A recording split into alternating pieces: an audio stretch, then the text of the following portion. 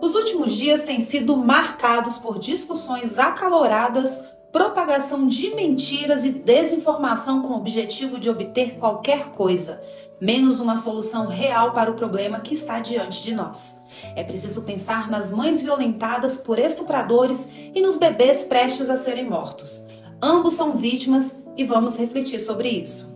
Eu falo na condição de mulher e de mãe, que acredita em Deus e em seus ensinamentos. Defender a vida de inocentes indefesos, lutar pelos direitos dos mais vulneráveis e ajudar as vítimas das injustiças faz parte da minha história. Eu sou e serei sempre uma defensora da vida, desde a concepção, e busco todas as alternativas que impeçam o aborto. Ato que, além de tirar a vida de um bebê indefeso, deixa dolorosas marcas no coração da mãe que se submete a tal procedimento. Por outro lado, também como mulher e mãe, defendo a condição da mulher, pois me coloco no lugar das vítimas e, por mais que seja difícil imaginarmos, consigo compreender o imenso sofrimento que se passa no coração de uma mulher violentada por um estuprador. É importante lembrar que esse sofrimento é ainda maior quando a vítima é uma menina, uma criança. O estupro é um crime bárbaro que fere profundamente a vítima. E a sua situação fica ainda mais dolorosa quando a mulher engravida e o aborto passa a ser cogitado. O sofrimento não é só físico, ele atinge a alma e a dilacera. Nesse doloroso impasse, ao contrário do que o atual presidente disse, o monstro nunca será o bebê resultante do estupro e nem a mãe violentada. O monstro, Lula, é o estuprador. Esse criminoso que tantas vezes recebe o presente da saidinha e é defendido pela esquerda. É ele quem deve receber a punição exemplar. E nós vamos trabalhar para que isso ocorra. A mulher, vítima do estupro, passa por uma experiência horrível e isso deve ser seriamente considerado com empatia quando se vai julgar quaisquer condutas de sua parte que são, na maioria das vezes, atos de desespero. O estuprador não é vítima da sociedade como alguns querem considerar, mas ele é sim um monstro destruidor de corpos e de almas e deve ser punido de maneira severa e eficaz, sem regalias. Quanto ao aborto, há alguns dias me manifestei sobre o triste caso da revogação da resolução do Conselho Federal de Medicina que proibia os médicos de praticarem aborto de bebês de 5 meses e meio usando a cistolia fetal, uma injeção que é aplicada diretamente em seus coraçõezinhos, provocando-lhes uma morte dolorosa e sofrida. Esse método é tão cruel que seu uso é proibido na eutanásia de animais, mas, a pedido do PSOL, a Justiça autorizou seu uso em bebês.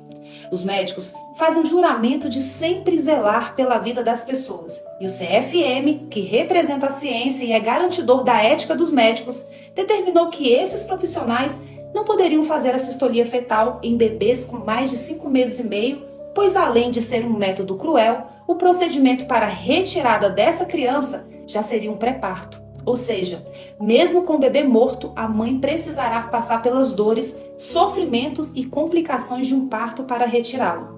Ambos sofrem, um morre. Independentemente das nossas vontades ou crenças individuais, a realidade é que hoje o Brasil possui uma legislação que trata dos casos em que o aborto não será punível.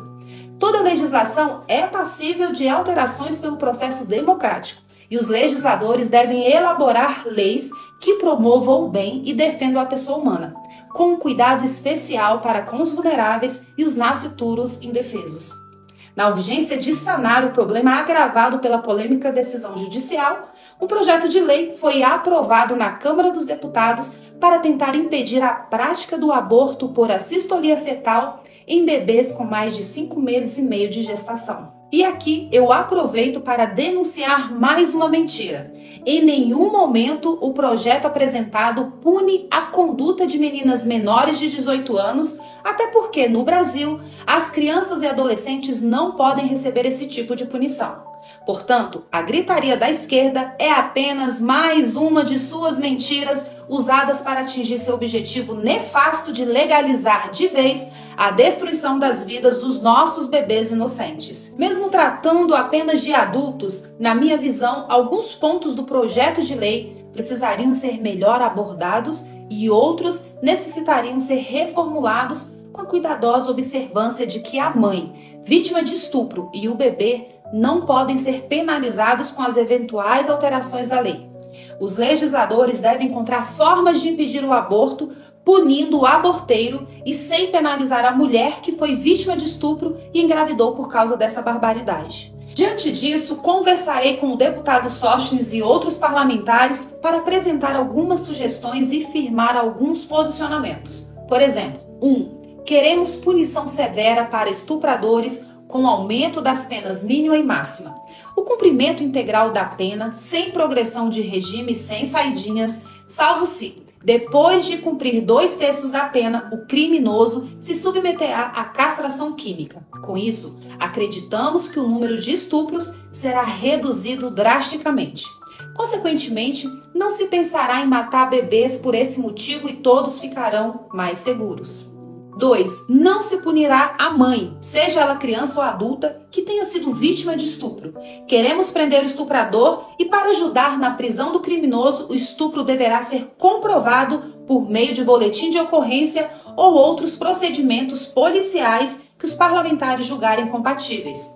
Lembrando que até 2005 era necessária a apresentação do boletim de ocorrência para a realização do procedimento, mas o governo abortista do PT revogou essa medida. O registro de BO dará início à investigação que aumentará as chances de prisão dos estupradores para que eles paguem por seus graves crimes.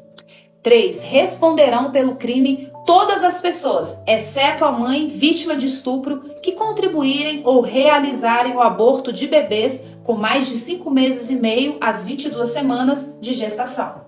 Essa medida aumenta as chances de bloquear a execução do crime, salvando as vidas dos bebês. Eu quero deixar claro que não estamos atacando a classe médica. Ao contrário, nós os admiramos e consideramos que eles são um presente de Deus para nós. Contudo, considerando que o próprio CFM, instituição baseada na ciência e na ética, proibiu esse tipo de aborto por considerá-lo uma prática cruel, incompatível e antiética, somente aqueles que não respeitem essa prescrição e insistam em praticar o crime é que poderão ser punidos. Nós estamos passando por um momento de grande dificuldade em nosso país em todos os aspectos, mas eu tenho certeza de que Deus está no controle de todas as coisas e Ele conduzirá os nossos passos para que não vacilemos. A vida é dom de Deus e para Ele os pequeninos e indefesos são os mais especiais. Nós devemos cuidar bem de todos eles. Sigamos em frente, fazendo a nossa parte, cumprindo a nossa missão com amor, fé e empatia. Que Deus te abençoe, que Ele abençoe os nossos pequeninos e suas mamães e que Deus abençoe o nosso amado Brasil.